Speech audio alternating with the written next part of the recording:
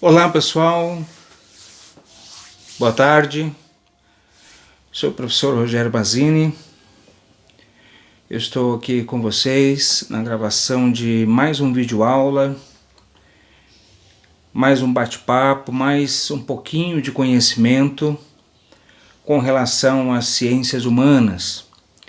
E hoje nós iremos falar um pouquinho sobre antropologia teológica. Ok? Um dia desses eu tive uma discussão bacana, um bate-papo, uma troca de ideias com um professor lá na escola do estado, e creio que esse é um assunto bastante interessante que pode ser do interesse de alguns de vocês.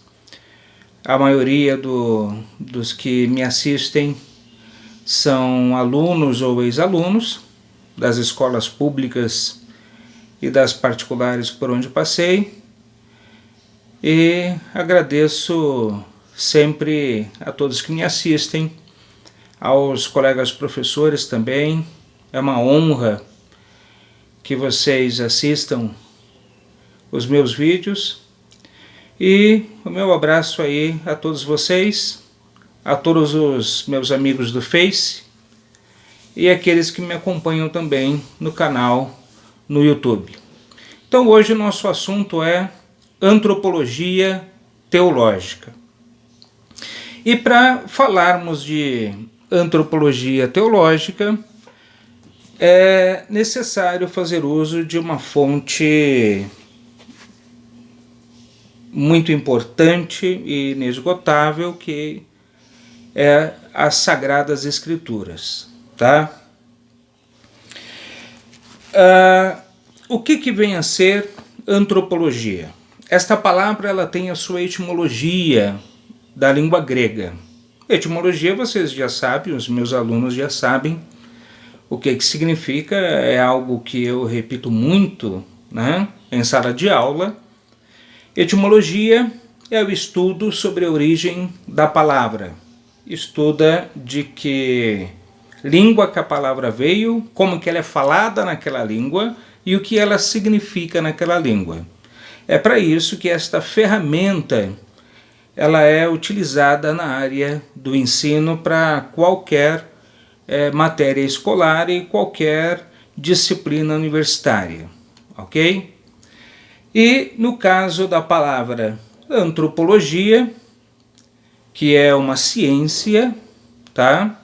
Existe este curso de formação. No caso da área da teologia, trata-se de uma disciplina, de uma matéria teológica, uma das várias disciplinas do currículo teológico, antropologia teológica, tá? A palavra antropologia vem do grego anthropos, que significa homem, pessoa ou ser humano, e logia, que vem da palavra grega logos, que neste caso estudo ou doutrina, tá?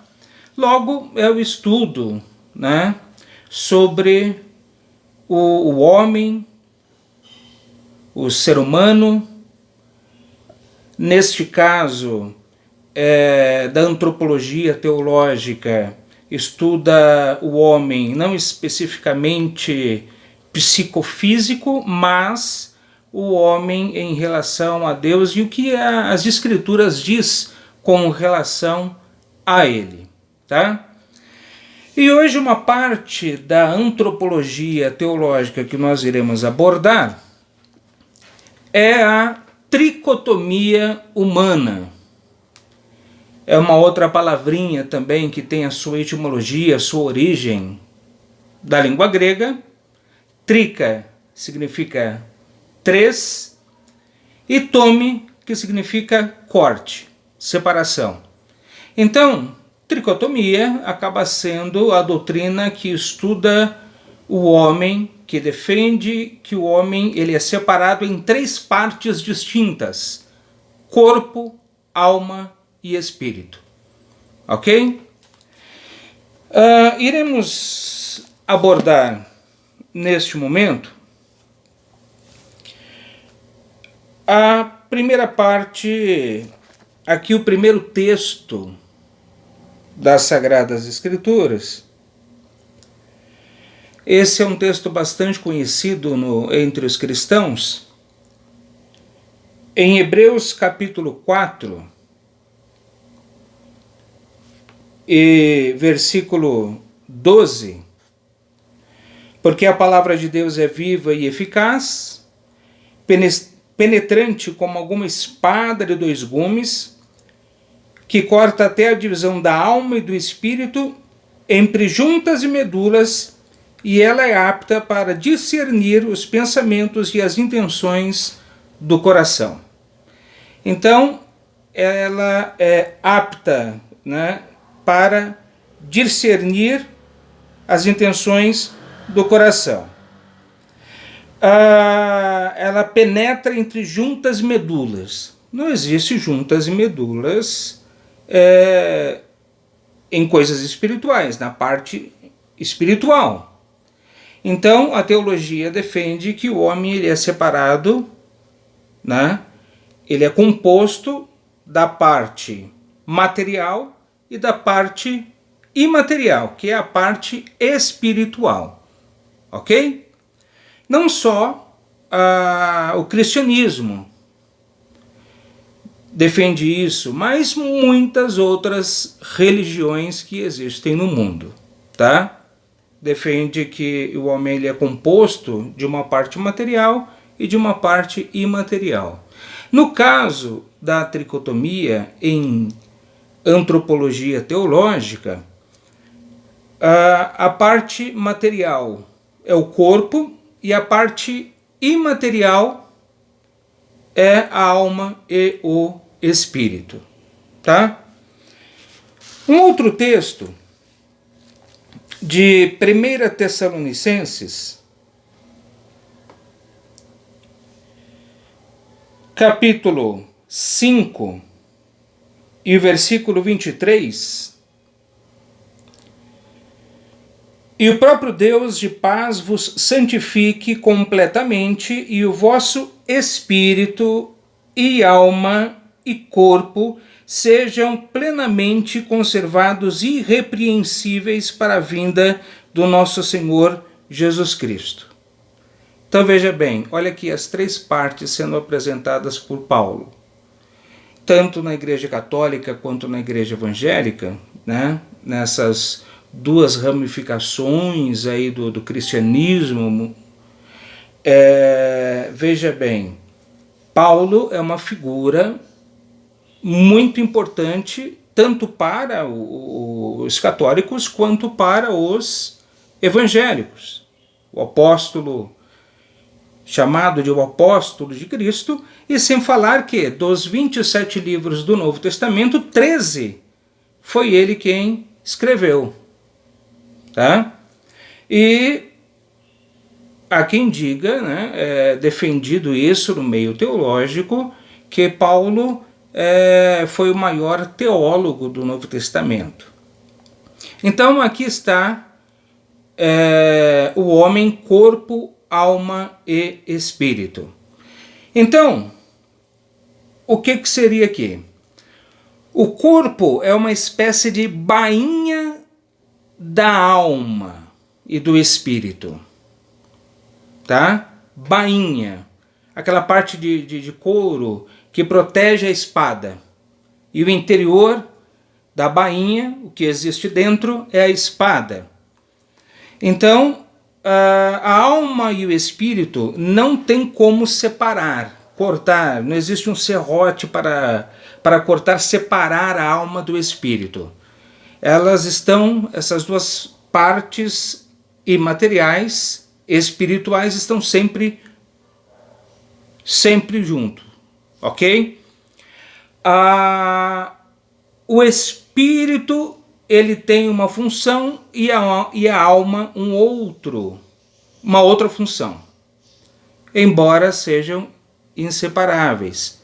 E de tão inseparáveis que são, nas escrituras às vezes fala sobre a parte material chamando de alma, às vezes chama de espírito, e quando fala espírito humano, você vai perceber no Novo Testamento que sempre está, quando se trata do espírito humano, sempre vai estar em letra minúscula, tá? Porque se trata dessa parte imaterial do homem. E às vezes, então se confunde espírito e alma o tempo todo no Novo Testamento, é claro, a não ser que inicie essa discussão de função de um e de outro, daí sim conseguimos identificar. Mas devido a estarem juntas essas partes, tá? E daí, por esse motivo, acaba se confundindo alma e espírito no Novo Testamento, por várias vezes, tá? Existe 3 tipos de mortes na Bíblia, tá? Existe o tipo de morte física, que é quando a alma e o espírito se separam do corpo, o corpo falece, ok? Eclesiastes 12 e versículo 7 fala sobre a morte física. E o pó volte para a terra como o era, e o espírito volte a Deus que o deu. Tá? Esse pó volte à terra é exatamente o texto está se referindo exatamente aqui. Eclesiastes capítulo 12 e versículo 7 está fazendo uma junção com a formação do homem, com a criação do homem, de Gênesis capítulo 2 e versículo 7. E formou o Senhor Deus o homem do pó da terra, e soprou-lhe nas suas narinas o fôlego de vida, e o homem tornou-se alma vivente. Olha que interessante. Aqui, alma vivente.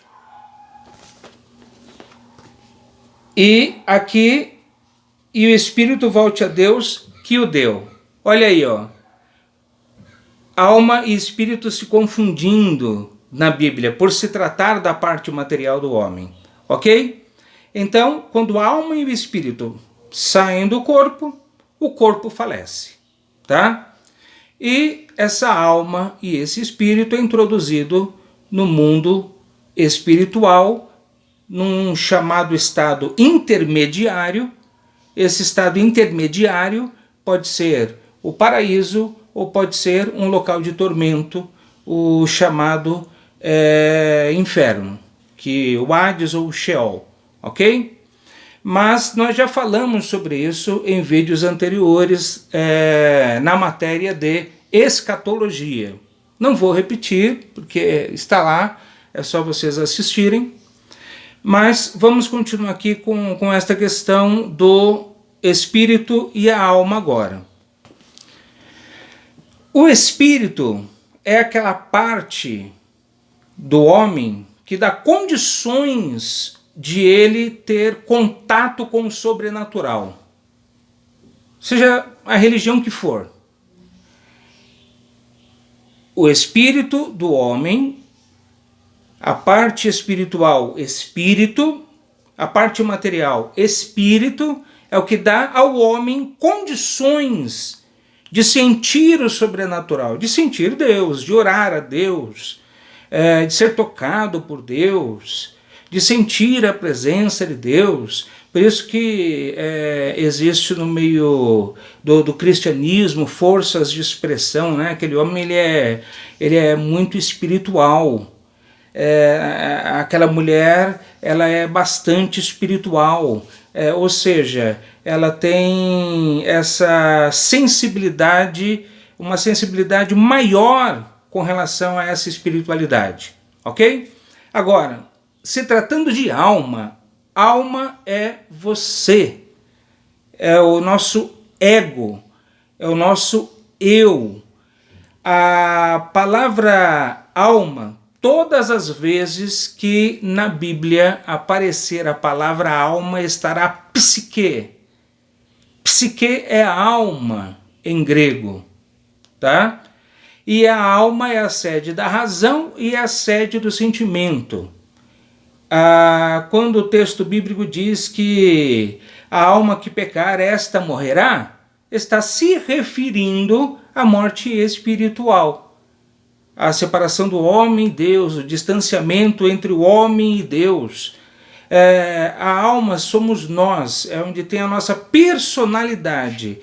A alma é a pessoa, tá? A sede da razão, quando ela pensa, a questão do intelecto, toma decisões, e a sede do sentimento, quando está triste, quando está feliz, quando está frustrada, decepcionada, a sede da razão e a sede do sentimento. A alma é você. Essa que peca, essa que tem que receber perdão. Essa que vai ser salva ou não vai ser salva. Então a alma é exatamente nós. E quando o texto bíblico, por exemplo, fala de pescador, quando Cristo disse para Pedro, farei de você pescador de almas, estava se referindo exatamente à salvação de pessoas. Então, a pessoa é exatamente a pessoa com capacidade de pensar, sentir e decidir, é exatamente a alma, tá? Existe um livro que eu lecionei teologia durante muitos anos, fazendo uso desse livro, conhecendo as doutrinas da Bíblia, bem surrado de tanto que eu usei em aulas, né? Inclusive da editora Vida. Esse é um livro de teologia sistemática que tem aqui uma pincelada de pelo menos 10 matérias teológicas, tá? Teologia sistemática é um conjunto de 10 dogmas da igreja, 10 doutrinas da igreja, tá? As 10 principais doutrinas da igreja. E na página 72 aqui, quando fala sobre o homem, antropologia teológica, o autor, Meyer Pearman, ele faz uso aqui de uma frase do Scofield, um dos grandes teólogos americanos, né? Sendo o homem espírito, ele é capaz de ter conhecimento de Deus e comunhão com ele. Aqui está explicando o homem espírito, sendo o homem espírito. Sendo o homem espírito, é capaz de ter conhecimento de Deus e comunhão com ele. Sendo alma, ele tem conhecimento de si próprio. E sendo corpo, ele tem através dos sentidos conhecimento do mundo. Ou seja, a alma só vai ter contato com o mundo externo, o mundo exterior, através do corpo. Ok, pessoal? Então, aí nós aprendemos hoje um pouquinho de antropologia teológica e, neste caso, especificamente sobre este assunto brilhante aí, a tricotomia humana, quando a teologia defende que o homem ele é separado em 3 partes distintas: corpo, alma e espírito. Ok? Um grande beijo a vocês, um abraço e até o próximo vídeo, se Deus quiser.